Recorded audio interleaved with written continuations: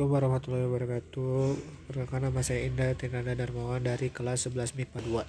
Saya akan mempresentasikan hasil kerja saya, karya ilmiah saya. Karya ilmiah. Nah, karya ilmiah itu ada struktur. Nah, struktur karya ilmiah itu ada pendahuluan yang terdiri dari latar belakang, rumusan masalah, dan tujuan. Pembahasan macam-macam penyebab, dampak, dan cara menanggulanginya. Dan struktur yang terakhir ada penutup, yaitu kesimpulan. Nah, bab 1, latar belakang. Nah, latar belakang ini saya mengambil dari bencana tsunami. Nah, latar belakang tsunami. Tinggal di pesisir pantai, memiliki potensi bahaya terkena bencana alam. Salah satunya adalah bencana tsunami. Tsunami dapat disebabkan oleh longsor di bawah laut, erupsi letusan gunung berapi, gempa bumi berskala besar, dan gangguan besar lainnya di dasar laut, sehingga menyebabkan adanya gelombang raksasa yang merambat sangat cepat dan melanda ke daratan. Tsunami yang terjadi di Indonesia sebagian besar disebabkan oleh gempa-gempa tektonik yang muncul karena aktivitas pergerakan lempeng tektonik di sepanjang daerah subduksi dan daerah seismik aktif lainnya. Dengan wilayah yang sangat dipengaruhi oleh pergerakan lempeng tektonik, berbagai wilayah pesisir di Indonesia berpotensi mengalami bencana tsunami. Rumusan masalah.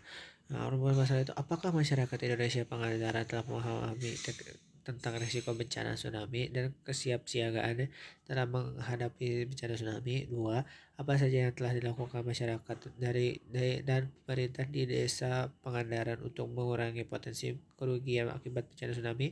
Ketiga, apa saja kendala dalam hal penyelenggaraan upaya mitigasi bencana tsunami?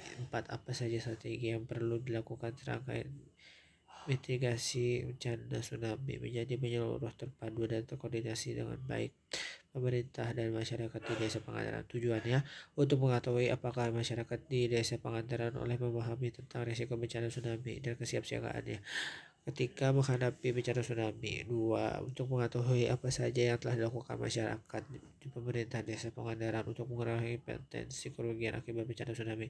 Ketiga, untuk mengetahui kendala dalam hal penyelenggaraan upaya mitigasi bencana tsunami. Keempat, untuk memberikan usulan strategi agar upaya mitigasi bencana menjadi menyeluruh, terpadu, dan koordinasi dengan baik antara pemerintah dan masyarakat di desa Pangandaran.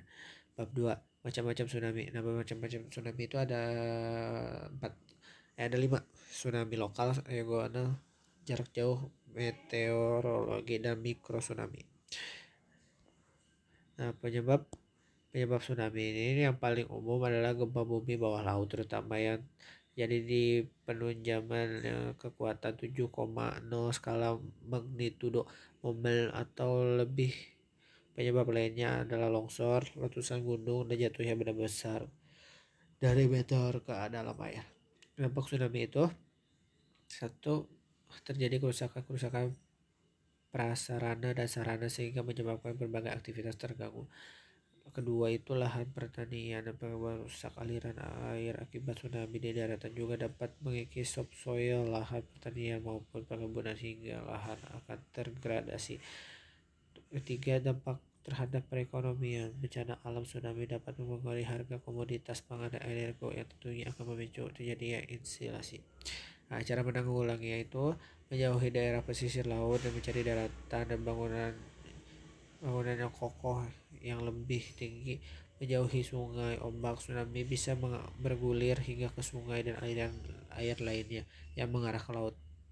Ketiga, kesimpulannya, tsunami selalu menyebabkan kerusakan besar bagi manusia. Kerusakan yang paling besar terjadi ketika gelombang besar tsunami itu mengenai pemukiman manusia, sehingga menyeret apa saja yang dilalui. Sekian dari saya, maaf jika ada salah. Wassalamualaikum warahmatullahi wabarakatuh.